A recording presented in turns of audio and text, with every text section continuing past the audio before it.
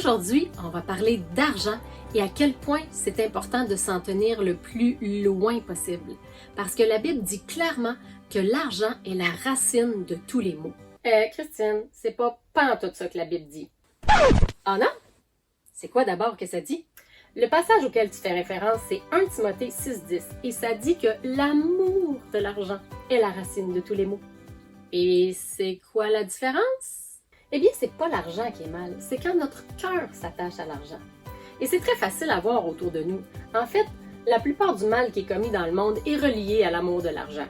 Que ce soit le trafic de drogue, le trafic d'armes, la traite des êtres humains, les grosses multinationales qui sont prêtes à écraser tout le monde sur leur passage, tout ça est relié à l'amour de l'argent. C'est pas beau quand le cœur de l'homme est attaché à l'argent. C'est vrai, hein?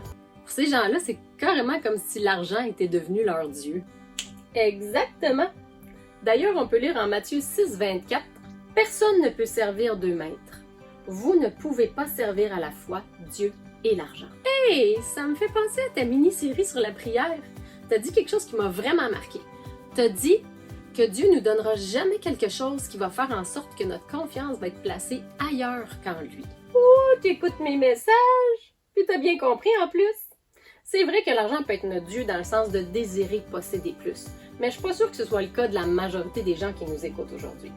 Par contre, il y a une façon beaucoup plus subtile que l'argent peut être notre Dieu. En fait, si on a besoin d'avoir beaucoup d'argent dans notre compte de banque pour se sentir en sécurité, quelque part, c'est un peu que l'argent a pris la place de Dieu dans notre vie. Et tu sais, Christine, Dieu ne nous appelle pas à placer notre confiance dans nos richesses, mais vraiment à la placer en lui, parce que c'est lui qui est notre source.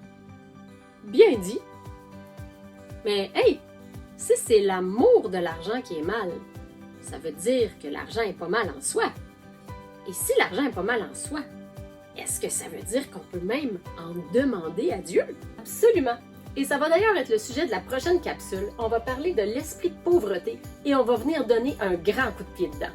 Oh, ça va être bon ça, je le sens! Oh oui, mais calme-toi Christine. D'ici là, je te lance un défi. Et je vous le lance à vous aussi.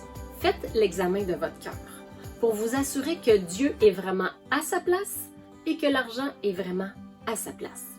Si votre cœur est vraiment attaché à Dieu, que vos désirs se portent vers lui et que votre confiance est vraiment placée en lui, laissez-moi vous dire que vous êtes en excellente position pour expérimenter la prospérité financière.